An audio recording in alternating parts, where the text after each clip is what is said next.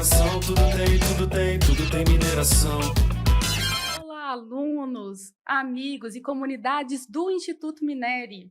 É um prazer estar com vocês mais esse dia e hoje nós vamos falar sobre gestão de riscos e segurança de processos na mineração. Será que a mineração tem risco, pessoal? Muitos, né?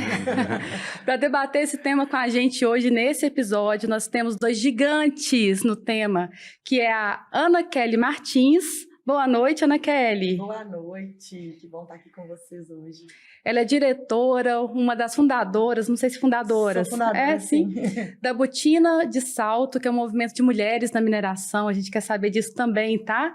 Ela é engenheira química, especialista em segurança de processos nos projetos de capital da Vale. Seja muito bem-vinda. Muito obrigada, que bom estar aqui com vocês. Prazer também estar aqui do lado do Claudinei. Desculpa, pode ir, vai lá. Imagina. Bom, então estou há 20 anos na mineração. Já trabalhei por diversas áreas, né? Inicialmente comecei minha carreira na Alcoa, onde eu trabalhei por 5 anos com controle de processo. Depois fui para a Vale, que é onde eu estou até hoje, e trabalhei desde projetos, operação, gestão de ativos, segurança de processos, e atualmente eu trabalho com segurança de processos em todos os projetos de capital da Vale, dando suporte para todas as áreas onde a gente tem projetos. Essa tem experiência. Vai ser muito bom conversar com você. E também, quando a gente fala em gestão de riscos, logo a gente pensa nessa pessoa incrível, Claudinei Cruz. Disseram para dizer que é primo do Gustavo Cruz, né, Claudinei? Primo do dono. Primo do dono. O Claudinei, ele é especialista em gestão de riscos, ele é especialista em muitas coisas, pessoal, ele vai contar para nós, e ele é mestre também em geotecnia, com uma vasta experiência, doutorando no tema, né, Claudinei? Sim. Conta aí para nós um pouquinho, se apresente, por favor. Boa noite a todos, boa noite, é um prazer estar aqui de novo no Instituto Minere, obrigado aí pelo convite. Bem, para quem não me conhece, sou Claudinei, engenheiro de Minas, formado em Ouro Preto.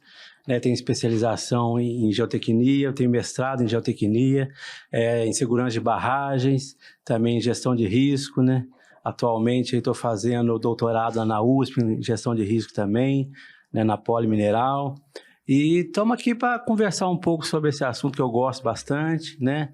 Sou certificado aí pela ISO 31000 desde 2018, venho renovando a certificação, é um assunto que eu gosto muito, é apaixonante. Né? É uma cachaça, né? A gente começa a beber e não quer mais parar. E olha só, para quem não sabe, a ISO 31000 e a 31010 são ISOs que falam sobre o que, Claudinei? Gestão de risco, exatamente. É a referência internacional que nós temos. Referência internacional em gestão de riscos. Olha só, pessoal, quando a gente fala de mineração, atualmente está vindo muito associado gestão de riscos, responsabilidade com os riscos, que tem a ver também com impacto, crise, emergência, a gente vai conversar sobre isso. Mas a gente tem sentido uma crescente desse tema na mineração. Você sente isso também? De onde que vem essa crescente? Por que é um tema relevante hoje para mineração e gestão de riscos? Posso?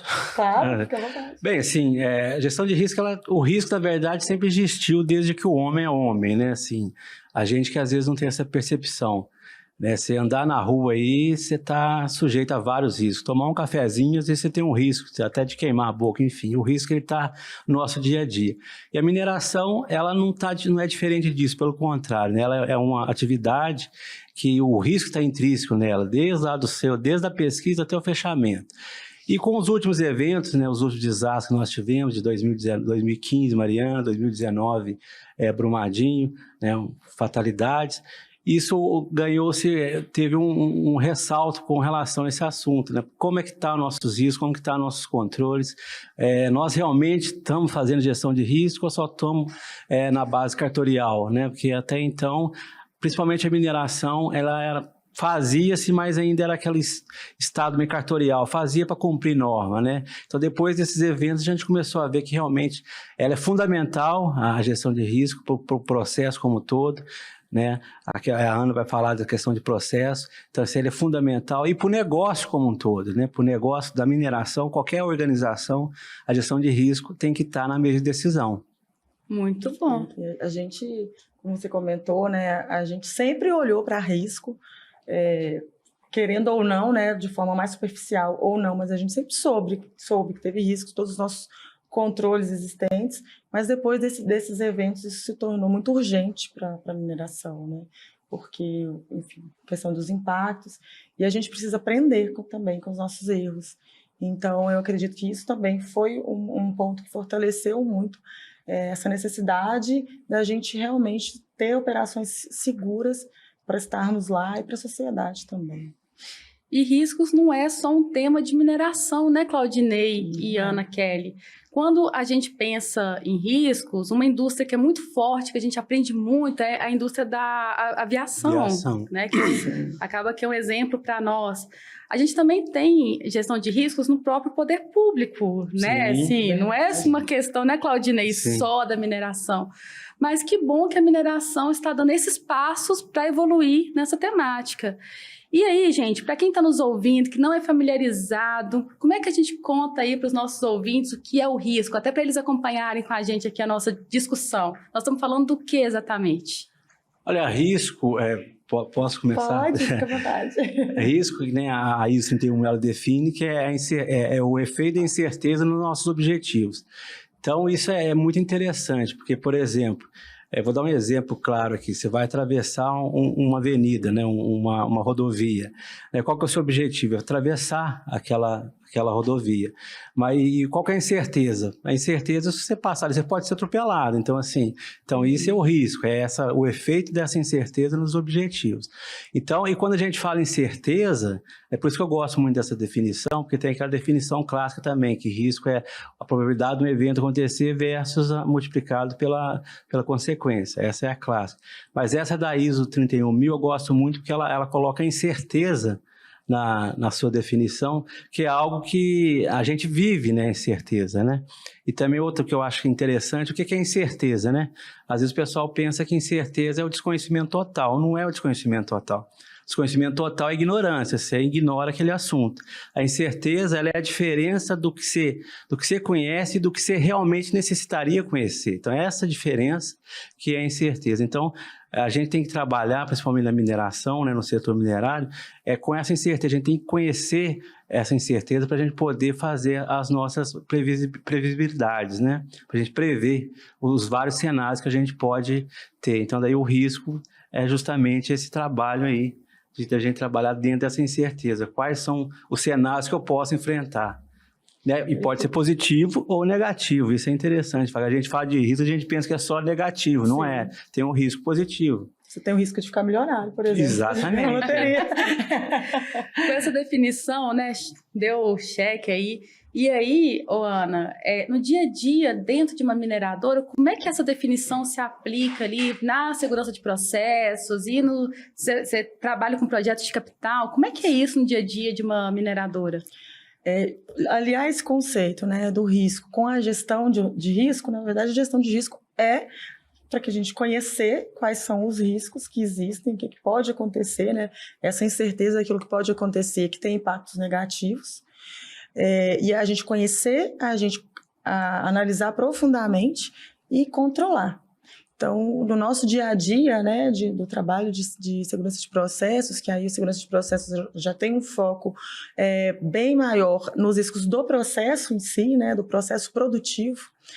Inclusive, tem uma confusão até comum de que a segurança de processo está relacionada ao controle do processo mesmo, de variáveis de processo, né? E não é. A segurança de processo a gente analisar e identificar quais são os riscos que a gente tem intrínsecos ao nosso processo, por exemplo, se eu tenho alguma condição de uma temperatura elevada, se eu tenho alguma pressão elevada, etc., e a gente analisar profundamente que tipo de impacto, os impactos mais significativos são aqueles que a gente trabalha, analisa e quer controlar, para que o evento não aconteça. Então, no nosso dia a dia, esse é o principal foco, né? A gente identificar quais são os riscos potenciais, a gente analisar com métodos e definir os nossos controles e, claro, e executar, né? E controlar aquilo que a gente entende, que a gente conhece como métodos para que as causas não levem aquele evento.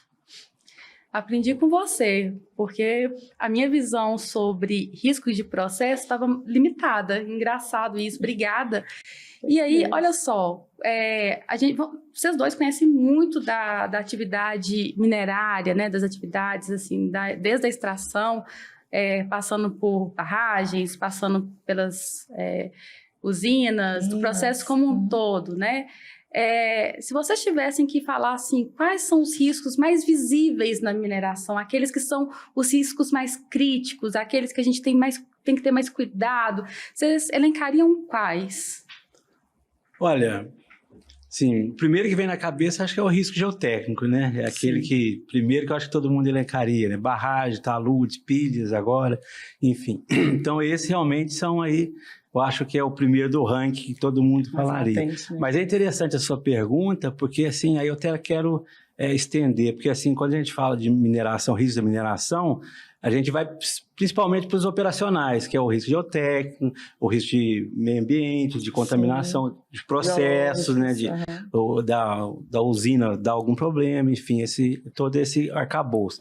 Mas a gente tem que lembrar que o processo de mineração, o projeto de mineração é um ciclo, que começa lá no requerimento de pesquisa da ANM, que quando você entra, você pedir uma área, ali já começa a ter os riscos, né? Desde o fechamento. Então, assim, nós temos um arcabouço de risco gigante. Os riscos geológicos, por exemplo, quando você vai fazer uma pesquisa mineral, que se você não fizer uma pesquisa bem feita, lá na frente você vai ter problema. Então, o risco começa na pesquisa, pode passar para a lavra, e da lavra, então, enfim, é algo que hoje, pelo menos na minha visão, ele não está conectado ainda, um não conversa com o outro. Então, assim, tanto que faz parte do meu estudo que eu estou fazendo, que é conectar o ciclo todo da mineração, quais são os riscos principais e a interligação entre eles. Então, Então, só para finalizar aqui a minha fala, existem vários riscos, né? É um arcabouço gigante, mas os riscos operacionais, eu diria, com o geotécnico, os riscos ambientais, hoje o risco climático também está totalmente ligado aí com a mineração, a questão aí dessa mudança climática. O que você complementaria? A gente tem, como você falou, né, os nossos principais riscos estão durante a operação, no ciclo de vida do ativo como um todo. A gente precisa ter esse olhar, né, onde que vão estar nossos riscos. Por exemplo, né, pensando numa visão de projeto, durante a implantação de um projeto existem riscos que a gente precisa controlar. E quando a gente está falando, como o nosso principal está lá na operação, então nós temos riscos, por exemplo, né, numa usina de peletização, a gente tem um risco, por exemplo, que a gente tem um forno que a gente opera com gás ou com óleo, então tem um risco de explosão. Nas usinas, a gente tem um risco importante, por exemplo, de incêndio de transportadores. A gente tem grandes transportadores, né, nas plantas das minerações, que isso pode causar um impacto. Temos risco de emissão. Então, quando a gente está na etapa de projeto, né, quanto a gente já evoluiu. Hoje a gente está lá na etapa de projeto, analisando como vai ser a minha operação, na minha futura operação, e entendendo o que eu preciso ter, o que eu preciso considerar aqui no meu projeto, para que quando eu começar a minha operação, eu não tenha nenhum evento. Estou olhando em projeto, que é onde está nascendo, estou desenvolvendo o projeto, então eu vou colocar os controles que eu preciso, como que eu vou fazer esses controles, como que eles devem funcionar, vou ter tudo mapeado, treinar a equipe que vai operar, para então a planta realmente partir, o projeto partir, né, a sua operação, e aí a gente já ter esse controle. Isso vem antes de operar, né? A gente já tem que estar com tudo isso muito mapeado e seguro antes da gente começar, por exemplo, o startup de uma planta. Muito legal. A gente está falando, dando um foco aqui, o Claudinei falou muito bem, né, Claudinei? Que existem riscos, por exemplo, com comunidades, riscos financeiros, riscos de reputação, muitos riscos. Mas focando aqui nesse momento da conversa, nos riscos operacionais, Ana Kelly, eu fiquei pensando o seguinte, no seu dia a dia, você lida muito com essa segurança como um todo, é seu dever subir esse muro de proteção prévio, né? Sim. O que geralmente costuma ser subestimado ou ficar de fora?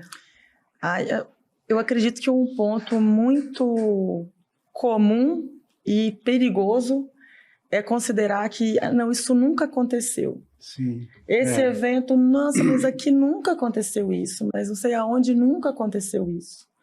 Mas aqui também nunca tinha acontecido eventos que aconteceram. Então, a gente subestimar aquilo que pode acontecer, que tipo de evento que pode, qual o impacto que aquilo pode causar, isso é muito importante. E é muito comum quando a gente está fazendo uma análise e a gente vai levantar lá o que pode acontecer, né? E a gente ouve isso, não, mas isso aí não, isso nunca aconteceu, aqui já opero isso aqui há tantos anos, isso aqui nunca aconteceu. A gente não pode subestimar. Né? A gente está na nossa casa. Pode nunca ter acontecido nada, pode nunca ter entrado um ladrão lá, mas tem o risco de entrar um ladrão. Então, o que eu vou fazer? Eu vou trancar minha porta, eu vou colocar um alarme. É similar a isso, né? Pode acontecer e a gente não quer que aconteça. Eu acho que um ponto que fortalece muito, e eu acredito que é por isso que a gente tem evoluído muito na segurança de processos e na gestão de risco, né, nos últimos anos, é porque a gente está aprendendo com os erros sem ter que vivê-los novamente, né? E a gente precisa muito disso, né? Fazer troca de experiências, trazer conhecimentos de eventos de outros lugares. A gente não precisa viver tudo para controlar aquilo que a gente conhece. E para isso também as normas nos ajudam muito, né? Porque nas normas elas estão considerando esse histórico aí. Acho que eu já falei de um monte de coisa aí, né? Muito bom, excelente. Excelente. Eu tenho que pegar o gancho dela, questão da percepção do risco, né? Quando ele cai, isso é um perigo, que cai justamente o que ela falou. A percepção cai, você acha que vira normal. A normalidade é o maior inimigo aí o maior amigo dos acidentes, vamos dizer assim, que é normal, virou normalidade. Então, quando a percepção de risco cai, isso é um perigo. Então, assim, eu sempre falo pro pessoal que a gente trabalha comigo, que assim, a gente não pode deixar a percepção cair. Se cair, a tendência de acontecer um novo acidente é muito, muito alta. E aí, Claudinei, você já tem uma atuação que você lida desde, né, de pessoas que estão ali na base até gestores, né? Sim. Tomadores de decisão, né? Como é que você lida e como é que assim, convencer as pessoas que o processo de risco é relevante para que os liderados e os líderes continuem ali com a guarda alta para os riscos? Sim, como é que você lidava com isso? Pergunta boa. Porque, assim, você falou um ponto interessante. A gestão de risco, ele só funciona se a alta direção estiver comprometida. Se ela não estiver comprometida, vai virar cartorial, vai engavetar. Então, assim, isso é um ponto fundamental. Uhum. A alta direção, ela tem que estar comprometida e tem que partir dela, tem que ser de cima para baixo, para funcionar uma gestão de risco. Qualquer organização, desde a pequena até as grandes empresas, grandes mineradoras, tem que partir da alta direção.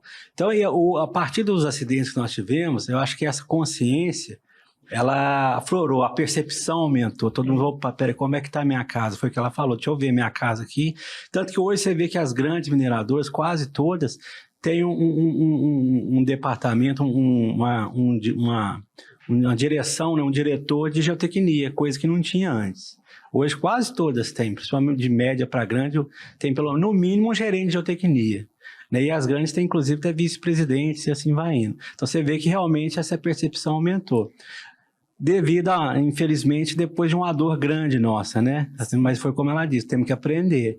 Né? Tivemos uma dor, no mínimo que nós temos que fazer, a nossa obrigação é aprender com o que a gente sofreu. Então, desculpa. Vai lá. E as pessoas, elas têm medo, né, Claudinei, de falar de risco. Tem elas medo, têm medo de falar, não, isso pode acontecer. Não, aqui não pode acontecer. Não, nunca aconteceu, ou não, isso aqui é impossível. A gente escuta muito isso, né? Isso é impossível. Sim. E por isso é tão importante, como você falou, ouvir da alta liderança, né? Porque aí as pessoas vão começar a se sentir mais confortáveis para falar desses temas. E tem que ter a cultura, né? Isso tem que estar na cultura da empresa, tem que sedimentar isso. Porque desde o chão de fábrica até a alta gerência, tem que ter liberdade de falar, isso está errado, isso pode acontecer. Isso aqui tá... Porque se você não tiver essa liberdade... Não, a gente não evolui. Não evolui. A gente fala tanto de cultura de riscos. Isso é a cultura de risco? Poder identificar, falar, Sim, sobre isso? Exatamente. O que é a cultura? No meu entendimento, a cultura de uma empresa, uma organização que tem uma cultura já bem madura, todo mundo está comprometido com a segurança e com o risco, entendeu? Assim, desde do guarda que está segurando, da segurança lá, ele falou assim, olha, tem algo errado aqui, ele tem a liberdade de chegar e falar, olha, está errado. Porque antigamente, até 10 anos atrás, se falasse, talvez seria mandado embora, né? Então, você tá louco que vai acontecer isso aqui? Não, você tá jogando contra o time, né? Então, hoje não, a cultura de risco, eu vejo que é ter essa liberdade, né? Claro, com responsabilidade, de poder falar, de poder opinar, tanto que a ISO 31000, um dos princípios dela é justamente isso, é ser integrada, né? Ela ser integrada e participativa, todo mundo tem que participar. Sim. E a mudança cultural é algo que não é rápido, né? Não. Não tem como você mudar uma cultura assim, de uma hora para outra. Mas a gente tem que se policiar para esses pensamentos. Tem uma frase que sempre me marcou, que é a seguinte: a realidade de hoje é o absurdo de amanhã. Qual que é a nossa realidade hoje que a gente está lidando? Não, isso aqui é normal, mas que pode ser um absurdo, né? Que pode impactar. E precisa ter liberdade de falar. Sim. Tem que criar esse ambiente, né? Um exemplo dessa de cultura, assim, que eu acho que em 1985, 86, foi obrigado a usar cinto de segurança. Teve gente que entrou na justiça contra essa lei, porque achava um absurdo obrigar. Teve gente que entrou contra a lei, que achava um absurdo obrigar. Não, é o meu direito de não usar, né? Hoje você entra no carro, qual a primeira coisa que você faz? Você coloca o cinto. E nem pensa é automático, muito, né? Então já virou cultura, né? Sedimentou. E foi pelo policiamento mesmo. Foi obrigação. Não, vai ter polícia ali, literalmente nesse caso, né? Não, então deixa eu colocar o cinto. Até que a nossa mente vai mudando para que aquilo é natural. Se eu entro no carro e não coloco o cinto, tem uma coisa errada aqui. O que está acontecendo? E é legal que na antropologia o conceito de cultura é a forma como você vê, sente e age, né? Então, falar de uma cultura de segurança, acho que vocês tocaram em pontos muito relevantes, vocês dois. Olha só, se você trabalha numa organização, numa mineradora, numa prestadora de serviços, presta atenção nessas dicas. Tem que ser de cima para baixo.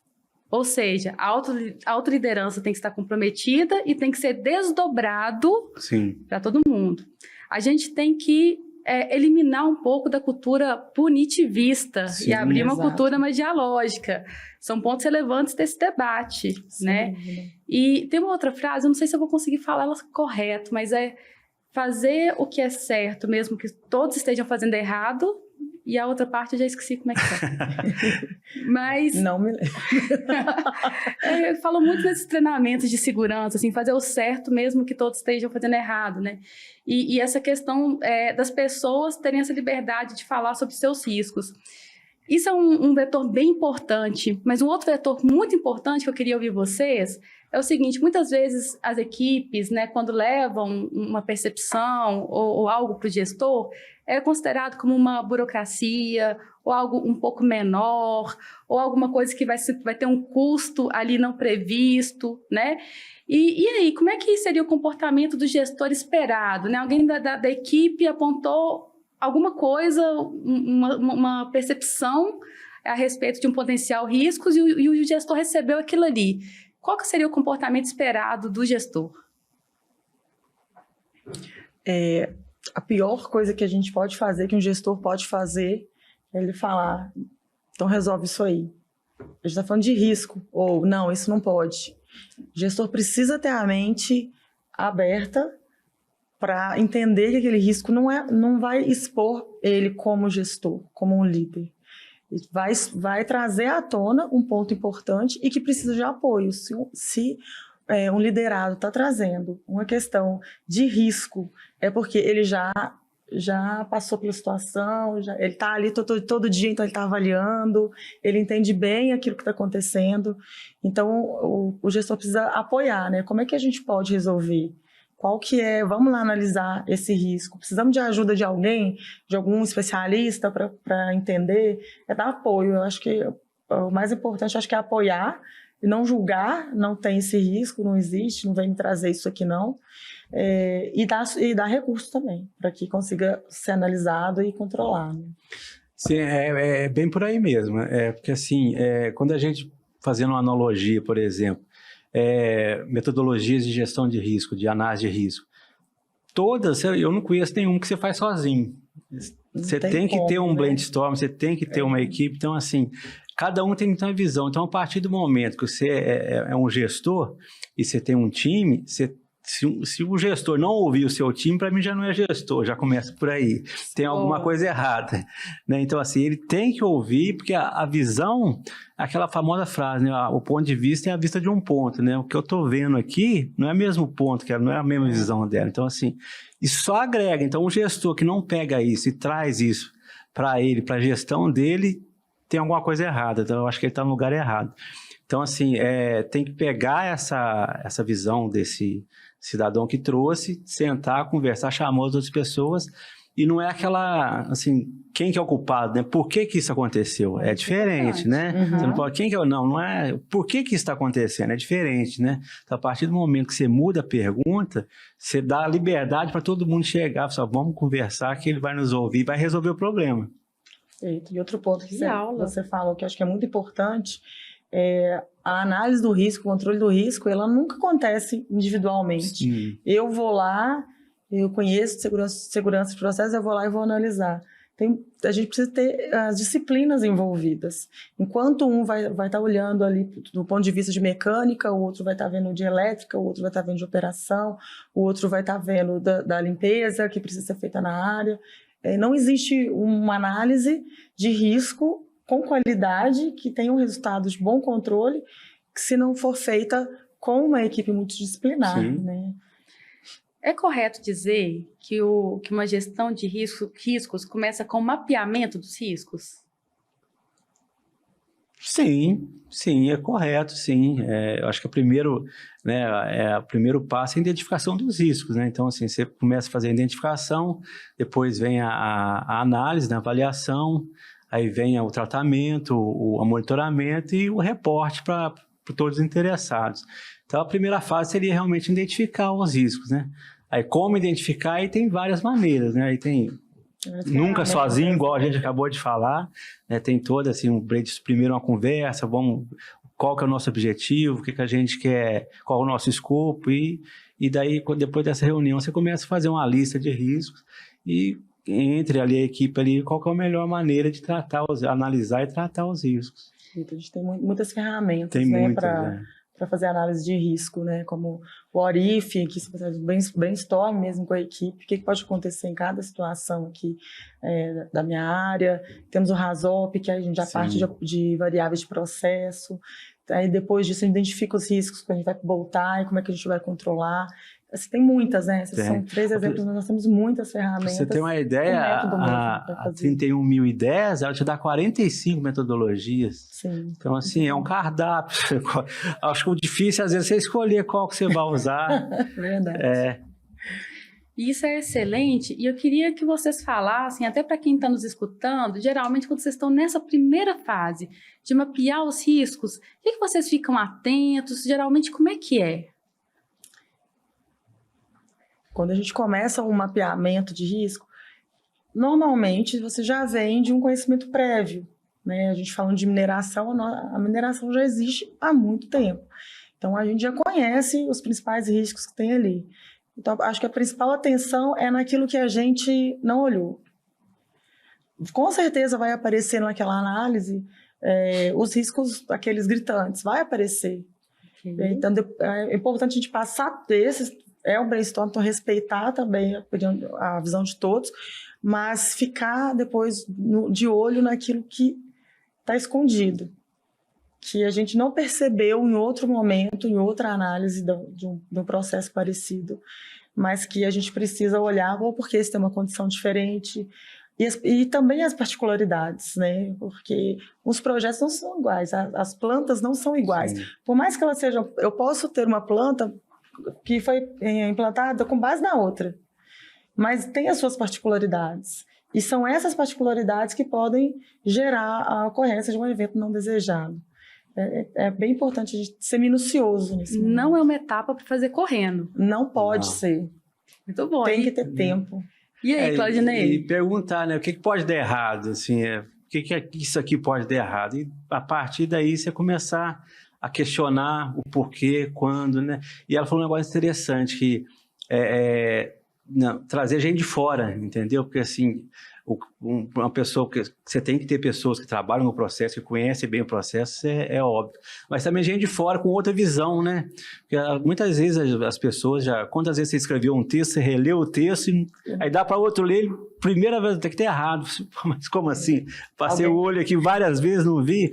Então a visão de fora é muito interessante para essa identificação de risco. Ele começa a questionar, mas isso aqui, não, mas eu nunca tinha feito essa pergunta, ele tem razão, vamos ver aqui. Então, assim, aí que entra essa questão da multidisciplinaridade, né, de uma equipe multidisciplinar, e com esse olhar crítico aí, questionador, né, o que pode dar errado? Fazer aquelas perguntas que parecem óbvio, né, a resposta, mas será que é mesmo? O Razop é muito assim, né? Muito, o Razop Você vai uma pergunta boa, mas ele te dá cada resposta, pô, é verdade. Que você não espera. Mas é difícil, né? Quando você vai fazer uma análise, como você já conhece normalmente, você conhece os tipos de controle que existem. Vou fazer uma análise, por exemplo, de um britador. Já conhecemos britadores de todas as minerações. É muito difícil analisar assim, não. Imagina que você não tem nenhum controle. É muito difícil, já é o primeiro passo, desafio ali, não. Imagina que não tem, esquece que tem os controles. Por que tem os controles? Né? Eu vou evitar tal evento. É difícil desvincular porque a gente já tem uma cultura mais forte, né, estabelecida com os controles. Mas a gente precisa fazer essa pergunta. Imaginar ali o absurdo de eu operar uma planta sem nenhum controle? Sim, é imaginar, não é operar. Vou imaginar o absurdo para achar aquilo que pode acontecer, né, que a gente não está enxergando. E a próxima etapa, depois que a gente tem essa lista multidisciplinar, feita com calma, não é burocracia, meus caros. Não, né? Não é. Inclusive, hoje o Claudinei colocou um texto no LinkedIn dele que eu li, viu, Claudinei? Tá. Eu li o texto do Claudinei e ele falava que, às vezes, uma decisão ali pontual, não era, Claudinei? Sim. Eu vou deixar você contar para nós, conta aí para nós. É o risco de segunda etapa, né? Aquele que a sua decisão, até para mitigar um risco, pode gerar um outro risco. É verdade. Então, isso aí, muitas vezes, naquela ânsia de resolver o problema, né, de solucionar ali, você não acaba avaliando cenários possíveis, que é o grande, talvez uma das grandes falhas hoje aí da gestão de risco, é não trabalhar com muitos cenários. A gente é muito determinista, né? A gente tem que ser um pouco mais estatístico, né? Trabalhar mais com probabilidades, com cenários, né?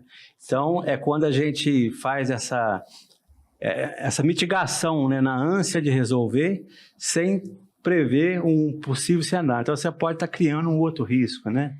Eu dei até um exemplo da questão da sondagem, que às vezes o cara fala, tem que reduzir o orçamento. Então, eu estava previsto 20 sondagens, vou fazer só 10. Tá, mas você criou um problema lá para frente enorme, né? Você vai ter menos informação, isso vai te dar uma incerteza muito maior. Então, esse cuidado com as possíveis consequências das decisões é muito importante. A gente precisa fazer essa análise de efeitos colaterais, né? Sim, sim. De o que isso pode levar, é essencial. E pode acontecer assim, em vários casos, né? Várias situações. O gestor de riscos, então, ele tem que ter uma visão bastante holística, né, para conseguir fazer todo esse mapeamento. E aí o gestor, vamos supor, ele tem lá uma lista, um mapeamento de ótima qualidade. Fez com calma, equipe interdisciplinar, pessoas engajadas. O próximo passo seria classificar esses riscos, né, Claudinei? Sim, fazer a análise deles, né? A análise depois a avaliação.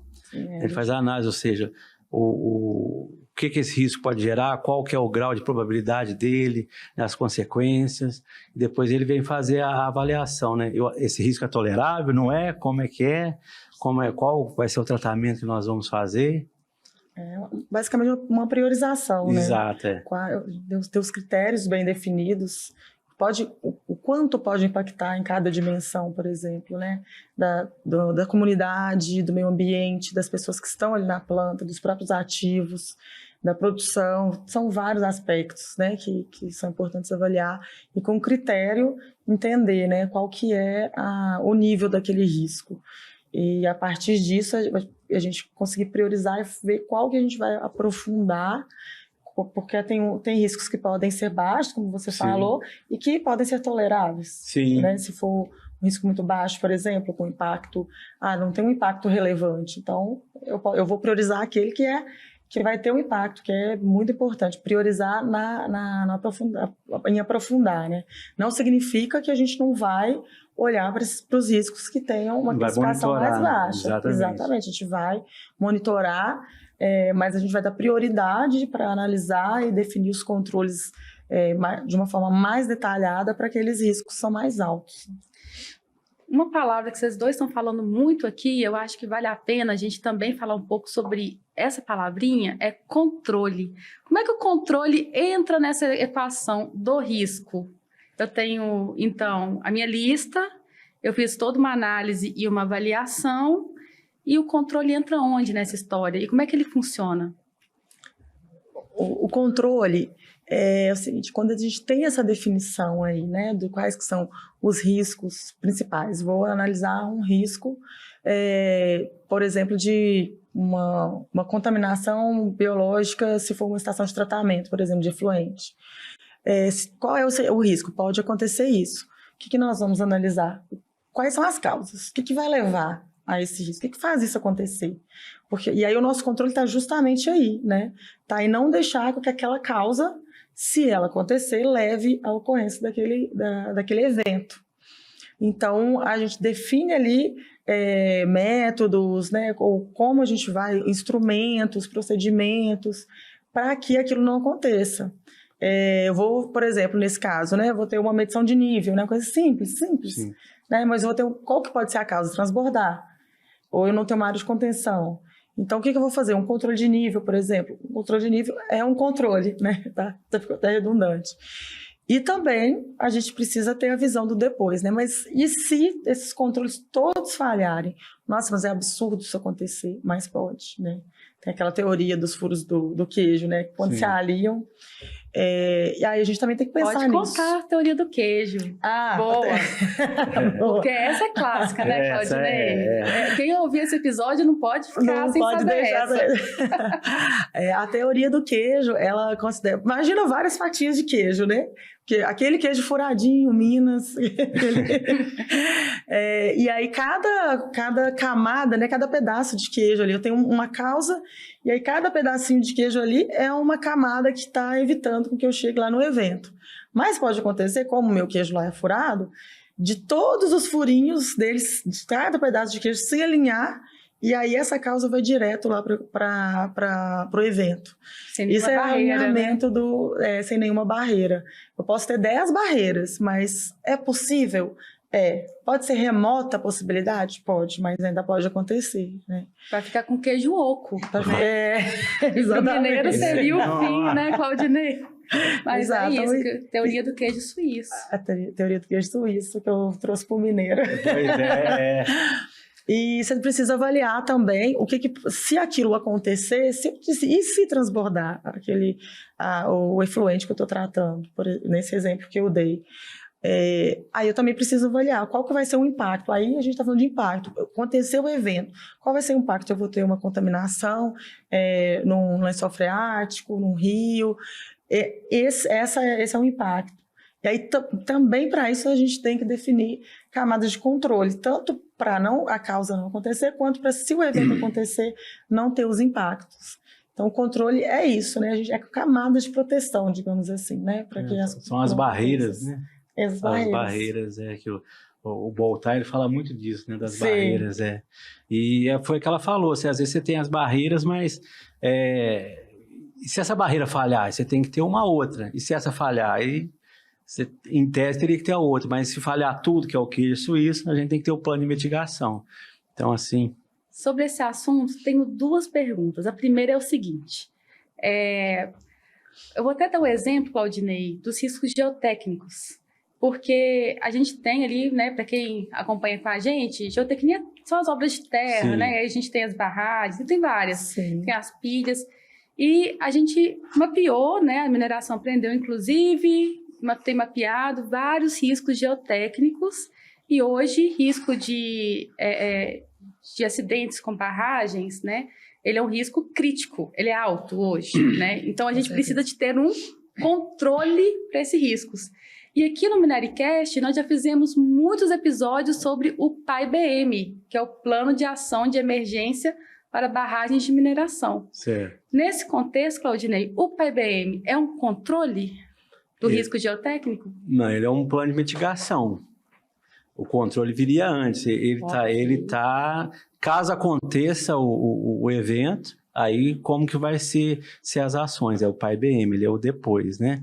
Então, o antes seria o controle. O que seria o controle numa barragem, por exemplo? As inspeções, o monitoramento, a instrumentação, entendeu? Todo os planos de auditoria é um controle, a auditoria, o EOR é um controle. Então, isso tudo é um controle. O PAI-BM, ele é o... Já é a contingência. É a contingência, exatamente. Boa. Então, olha só, então já são 3 degrauzinhos. Então, a gente tem o risco mapeado e o dono do risco. A Vale gosta de dar o nome. Isso é bom, até para a gestão dessa lista enorme que a gente cria, né? Então, tem um dono ali para cuidar daquele risco. O proprietário. O proprietário, né? Aqui, geralmente, é quem gera potencialmente aquele risco, né? Depois a gente tem o dono do controle, que geralmente é uma pessoa até diferente, com empresas maiores, né, Ana Kelly? Sim. O dono do risco, normalmente, é o dono da área, né? É o responsável por aquela área. E o dono do controle vai ser aquela pessoa que tem expertise para que aquele controle funcione. Se for uma automação, né? Se for um controle automático, uma lógica, precisa ser alguém da área de automação que tenha know-how daquilo para ser o dono daquele controle. E é importante, né, definir os responsáveis, porque aí a gente realmente tem, não, esse é meu, então vou controlar, vou monitorar, tem o responsável, né, tem frequência de verificação. E além do controle, então, a gente também tem que prever, pelo menos para os riscos mais críticos, se aquilo materializar, como que a gente vai agir. Sim. E aí, então, os planos de contingência, de emergência... Exatamente. Caso aconteça, o risco se materialize, né, que o pessoal costuma falar, quais vão ser as ações, quem vai ser o tomador de decisão naquela hora ali. Então, isso é fundamental também, tá definido, e não só definido, mas treinado, né? Isso também, assim, o que é fundamental, vem a questão dos simulados, a questão do treinamento periódico, entendeu? Porque às vezes a gente vê muitos planos de ações que são bons no papel, mas ninguém sabe quem é quem ali. Né? Isso é grave, né? Porque se acontece um evento indesejado, e aí cada um olha, e aí, o que a gente faz? Então, assim, faltou treinamento, que é fundamental o treinamento. Um treinamento bem feito, as pessoas certas, né? Porque também nessa situação de crise, de acidentes, né? De desastres, tem que ter pessoas certas para lidar com isso, porque assim, o psicológico nessa hora é muito importante. Então, assim, não adianta nada, porque às vezes um gerente de área, ele é um péssimo coordenador de PAI-BM, que a hora que ele vê o acidente, ele vai travar. Então, assim, isso tudo tem que ser mapeado e muito bem definido. É verdade. Muito interessante. E como é que isso funciona no projeto de capital, Ana? Me dá essa curiosidade ali. Como é que são essas barreiras, controles e contingências? Nós temos as análises dos riscos da implantação em si, mas quando a gente fala de segurança de processos, a gente está focando principalmente na futura operação. Então, a gente está pensando em como esse projeto vai operar, como que vai ser a operação, qual o tipo de risco. Então, a gente vai ativo por ativo analisando. Esse ativo pode ter tal evento. Então, na verdade, esse controle ele vai funcionar para o futuro, para quando ela operar. O que eu faço no momento do projeto? Eu vou vou incluir ali no meu projeto, na minha engenharia de projeto, os controles que eu preciso ter para depois que eu for operar. Mas tem, como eu disse, né, tem também as análises de risco para a implantação, para o projeto, né? Então, eu tenho análise como agir, eu tenho análise também de voltar para o projeto, para a implantação, porque eu tenho riscos, né? Eu vou içar a carga, eu vou ter várias atividades ali durante a implantação que podem ter risco, mas falando da segurança de processo, né, do processo produtivo, a gente está falando da futura operação. Então, nosso papel é prever tudo que pode acontecer quando aquele projeto entrar em operação e assegurar de que todos os controles foram implantados para quando acontecer o startup daquela planta. É interessante ela falando, que me veio, né, um exemplo que nos Estados Unidos, se você olhar a estatística de rompimento de barragem, os Estados Unidos é campeão. Assim, Olha. tem, pegar desde a década de 60 e vem, assim, em número absoluto, tem muito. Só que você vê que da década de 80 houve uma queda muito grande nos acidentes de barragem nos Estados Unidos. Por quê? Porque eles começaram a fiscalizar e a fazer a gestão de risco no projeto.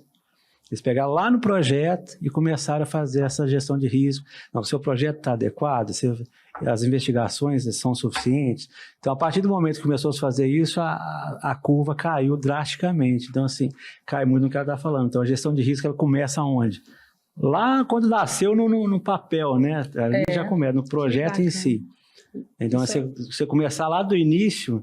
Tem que editar que pau que nasce torto, morre torto, né? Assim, então, assim, tem que nascer direito, entendeu? Se então, reformar é muito mais difícil, caro e trabalhoso. E às vezes não tem jeito. E às vezes não tem jeito. E essa visão é recente, né? Da gente olhar isso lá desde o projeto. A gente não olhava isso, a gente tinha controle de risco durante a operação. Essa visão é recente e faz parte dessa evolução cultural que a gente tem. Sim, e é cultural mesmo, que você pegar os projetistas antigos, aí às vezes eles ficavam até ofendidos se você fosse fazer um peer review do projeto deles. Não, mas ué, você está pensando o quê? Já vai dar tudo errado aqui. Então assim, isso já vem, a cultura já vem mudando. E vocês tocaram num ponto muito bom. E aí eu vou pegar um gancho na sua fala, Ana, que você falou o seguinte, às vezes é caro, né, assim, não fazer uma boa gestão de riscos, mas nem tudo são flores quando o assunto é gestão de riscos. É bom a gente ter uma equipe de especialistas, mas muitas vezes essa equipe é vista como uma equipe que traz burocracias, que onera, que traz mais custos. Como é que a gente chega nesse ponto ideal, assim, do que eu preciso de gerir e controlar com a própria viabilidade dos negócios, dos tempos e prazos? Porque, né, Claudinei, essa coisa pega fogo. A gente sabe, né? A gente tem que ter viabilidade, né, no projeto. Então, não pode? A gente precisa de ter uma análise do risco. É caro. Eu vou falar que controle de risco é barato? Não é. Não é barato, porque eu não preciso de instrumentos, eu preciso de procedimentos. Às vezes eu vou atrasar uma atividade porque eu tenho que fazer o procedimento antes. Então eu vou ter um tempo ali de perda de produção, por exemplo. E isso tudo precisa, sim, ser analisado. Se eu tenho uma necessidade de controles que sejam tão caros, tantos controles, e que aumente muito e torne inviável aquele projeto, por exemplo, eu preciso repensar. E procurar por outras soluções, ou para um outro tipo de processo, ou para outro tipo de equipamento que tenha controles, mas que seja viável. E você tem razão, né? Você vai chegar lá para falar de gestão de risco, lá vem, né? Não. Meu Deus, mas e agora? Qual que vai ser o plano de ação dessa análise aqui? O que vai dar? Mas a gente tem que pensar tem aquele dado do quanto que é tolerável, né? Porque a gente sabe que a mineração é um negócio de risco, né? A gente conhece isso e por isso que a gente controla. Mas o que é, por isso essa classificação, né? O que é um risco baixo ou de um impacto muito baixo? O que é o muito alto? Mas esse muito alto vai ficar muito caro, então vamos rever. Aí a gente precisa voltar e rever aquilo que está sendo considerado. Muito bom.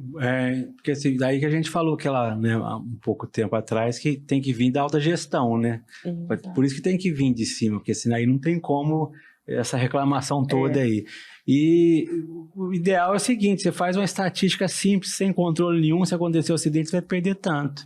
E já que a questão é custo, vamos fazer então custo. Se não tiver controles, a probabilidade de acontecer é X. E se acontecer, você vai ter um gasto 10 vezes maior do que você ia gastar.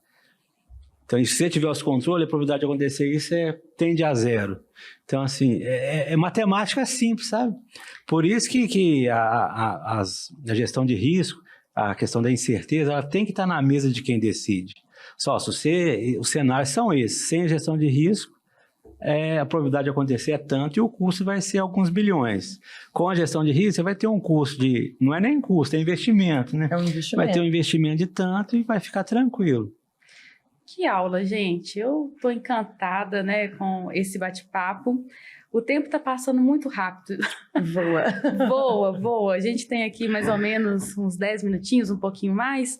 Mas eu queria trazer até uma outra visão, porque assim, a gente passou por basicamente o ciclo todo, né, Claudinei? Faltou alguma coisa no ciclo de gestão de riscos? Não, acho que falamos de tudo, os stakeholders, a comunicação, acho que fala da comunicação é importante, acho que a ISO, ela traz até isso, né, como um dos pilares, que é a comunicação com os stakeholders, principalmente com comunidade, com todo mundo. Tem exemplos internacionais aí que o pessoal traz a comunidade para fazer a gestão de risco dentro, entendeu? Principalmente os planos de ação de emergência. Que simplesmente, hoje, no Brasil, é muito assim, você apresenta para eles prontos, né? Lá fora já estão trazendo, vamos fazer junto, porque eu acho que daí você realmente é transparência. Então, uma gestão assim, participativa da governança de risco. Exato, isso é importante. Quando você traz para participar, o envolvimento, o comprometimento é totalmente outro. Sim. Né? Até para dentro mesmo, né, das nossas plantas. Se a gente trouxer aquela pessoa que vai fazer o controle, ou por exemplo, o operador ou o mecânico, o comprometimento com o funcionamento dos controles depois vai ser muito maior. Assim como também trazer a visão da comunidade, a comunidade vai entender, as pessoas vão entender o que é considerado. E vai trazer visão também, não, mas isso aqui pode acontecer aqui, lá na minha casa, exatamente. Né? Eu acho que a gente podia explorar mais um pouquinho essa questão da comunicação, Claudinei, porque é o mal do século, né? A gente nunca esteve tão conectado, tem Teams, tem WhatsApp, pode ligar, tem um tanto de coisa e a gente se sente, às vezes, mal informado, isolados, né? Enfim. Então, eu acho que é legal, Kelly, como é que você faz no seu dia a dia para garantir que todos os seus stakeholders estejam engajados e informados? Como é que tem sido as estratégias de comunicação? A comunicação é a alma de todo o negócio, né? A gente pode ter todos os softwares, tecnologia. Hoje a gente tem evoluído muito em tecnologias também, de controle, inteligência artificial também, para nos ajudar a identificar risco. Mas se a gente não se comunicar bem, isso não vai acontecer. E quando a gente traz stakeholders com interesses diferentes, né, dependendo da sua disciplina, ocorre um choque ali e dificuldade de comunicação. Então, a gente precisa muito trazer para, olha, o nosso interesse. Qual é o nosso interesse em comum aqui? O nosso interesse é que essa operação seja segura. Se for para cá, se for para lá, vamos trazer para o nosso foco e cada um colocar o seu ponto, mas todos os pontos sejam considerados, mas que a gente também tenha uma única visão. Acho que a comunicação, quando a gente consegue mostrar qual é o objetivo fim, né, fica mais claro para todo mundo. E é desafiador as pessoas participarem, porque as rotinas são muito, muito tumultuadas. E aí, às vezes, você não consegue comunicar com aquela pessoa e validar aquilo que está sendo analisado. Então, é muito importante considerar todas as visões e também ter o foco no objetivo fim da gestão de risco, da segurança de processos, que é operar de forma segura, em todos os aspectos. Né? Muito bom. Isso aí, a mineração, até antes dos acidentes, era muito de silos, né? Assim, a Lavra não falava com o beneficiamento não falava com quem vendia, a pesquisa não falava com ninguém, então, assim, ficavam os mundos isolados ali. E isso é muito ruim para a gestão de risco, porque um depende do outro, né? Na verdade, o negócio é um só. Então, assim, mas depois dos acidentes, isso vem mudando muito, sabe? Assim, principalmente nas grandes empresas. Hoje se tem uma comunicação, percebeu-se que os riscos eles estão interligados, eles são interdependentes. Então, assim, o que a lavra pode acontecer pode prejudicar lá no produto final. Então, assim, isso vem melhorando muito. E é isso, gente. A gente já está quase no final, mas ainda tem uma pergunta aqui muito boa, que olha só, a gente tem inteligência artificial, a gente tem muito conhecimento, a gente já tem dados, né, Claudinei? O Claudinei é um defensor da tomada de decisões baseadas em dados, Sim. né? É o melhor método, né? A gente tem dados, com fatos e dados no argumento, né? É. A gente tem informação para isso, né? Para tomar decisão. E como que vocês veem as tendências atuais da gestão de riscos? Continua um tema forte? Estamos incorporando tecnologia ou deu uma estabilizada? Qual que é a visão de vocês de hoje e futuro da gestão de riscos?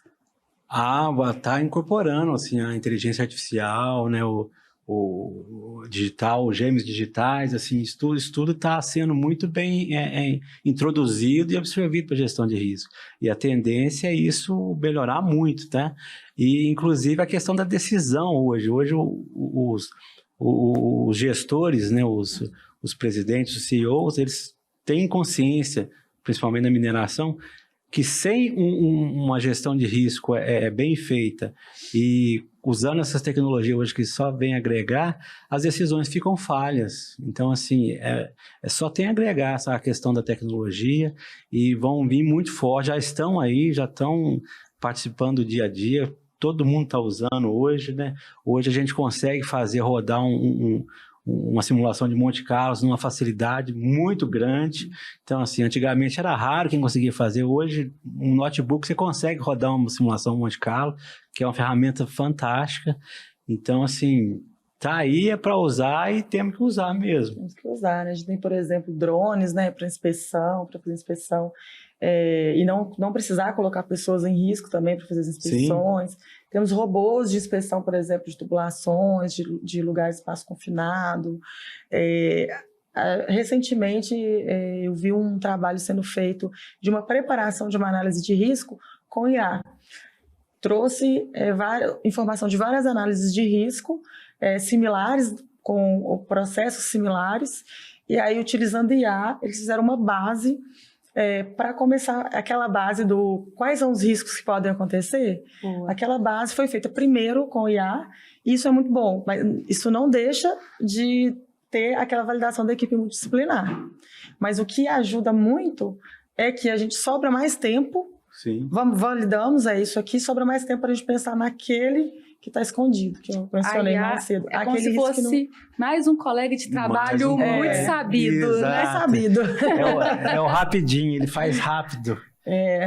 Claro que como a gente está falando de risco, a gente tem que validar, né? A gente tem que olhar, tem que ter validação. E sem preguiça, né? Porque a IA tem deixado as pessoas... Não pode. Não pode, tem que validar. Não pode. A gente tem que conhecer para poder saber criticar, né? Para poder saber... Até para pedir para ela, né? Até para pedir para ela, a gente tem que saber o que está pedindo, né? Exatamente. São profissionais como vocês, né? A Ana, Kelly, o Claudinei, que têm aumentado a maturidade de riscos, né? Da gestão de riscos e mudado a cultura dentro das organizações. É guarda alta. Queria agradecer vocês, porque esse é um tema árido. Eu também sou gestora de riscos e a gente sabe que é um tema espinhoso para o dia a dia, né? Você usou uma palavra muito boa. É necessário ter muitas habilidades, porque no final do dia são negociações para o futuro do negócio e também para garantir a segurança das vidas, da comunidade, a integridade do meio ambiente. A gente está falando sobre isso tudo, né, Claudinei? Sim, exatamente. Então fica esse agradecimento, porque vocês são profissionais que fazem parte dessa evolução. Eu estou assumindo aqui que estamos evoluindo. Sim, tudo bem? Sim, concordo. Estamos. Maravilha. Gente, estamos chegando ao final. E eu gostaria que vocês fizessem ali um apanhado, né, dos pontos mais relevantes, trouxessem aí as opiniões de vocês e percepções, para a gente finalizar a última fala aí. O pessoal vai ficar com saudade, né, vai querer um pouco mais, aí se for o caso a gente marca uma próxima, porque esse debate foi muito bom, não foi, pessoal? Ana? Muito bacana mesmo, é um prazer. Primeiro, eu agradeço muito o convite para poder estar aqui junto com a Claudinei e a gente falar sobre um tema que é tão importante, né, para todos nós, né, para a sociedade, para a indústria, para a mineração. A gente tem muitos métodos, a gente tem muita informação, mas a gente, primeiro, as coisas só acontecem com as pessoas. Então, se a gente não tiver a validação lá, o apoio da alta liderança, as coisas não vão acontecer. Se as pessoas não estiverem envolvidas, não estiverem preocupadas com o risco, com que aquilo pode levar e não forem participar de análises, as coisas não vão acontecer. Então, o mais importante é a gente enxergar essa importância do quanto que a gente está evoluindo, mas do que a gente tem muito a evoluir. Onde que está escondido ali o meu risco? E é para mim que estou lá dentro da planta, é para você que está dentro da planta, é para outra pessoa que está fora, mas está do lado ali da comunidade. É para todos nós, né? A gente fala também da segurança dos ativos, é claro, porque a gente está falando também da empresa, né? Mas o mais importante de tudo é todos nós entendermos a importância que é a segurança de processos e a gestão de risco como um todo, né? A segurança de processos é uma parte ali. Claudinei, a gente quer mais, vai ter curso, vai ter o quê? Quais são os próximos passos? A comunidade do Instituto Minério está ansiosa pelos próximos passos. Eu vou dar um spoiler aqui que o Gustavo... Ele vai ficar bravo comigo, mas não tem problema não. Ai, gente, mas vai lá, tá permitido. Então vamos, vai ter um curso aqui de gestão de risco no Minério, acho que em setembro, um curso de curta duração, né, gestão de risco da mineração, então convidando todo mundo aí para poder, né, participar do curso, vai ser online, vai ter uns horários especiais, o Gustavo ele vai... Né, acho que esses dias agora já vai anunciar isso aí, eu já estou dando aqui em primeira mão, ele vai ficar bravo, mas não tem problema não. Então, assim, aproveitem, gente, o curso vai ser muito bom, um curso curta duração, quem sabe mais para frente a gente tem algo, né, uma pós, não sei, vamos ver. Mas, enfim, olha só. Eu queria também agradecer o convite, né, aqui, foi muito bom, a Ana, né, Marlene, obrigado, Instituto Minério aí, por participar de um assunto que eu gosto de falar. Se deixar, a gente fica aqui até amanhã. Então, assim, mas obrigado aí, e gestão de risco é isso, gente, é ter essa percepção que, né, a gente toma decisões todos os dias, algumas centenas de decisões por dia, e todas elas têm um risco, né? E na mineração poderia ser diferente, pelo contrário. Então, assim, a gestão de risco ela tem que ser bem feita, tem que levar em consideração as incertezas e tem que estar na mesa de quem decide. Eu vou quebrar protocolo e vai mais uma pergunta. Eu já escutei de mineradoras médias e menores, esse tipo de empreendedor, que gestão de riscos é coisa para empresa muito grande, como a Vale, a Anglo, Gerdau. É, Claudinei? Não, né? Não. Tanto que eu estou fazendo um artigo sobre isso.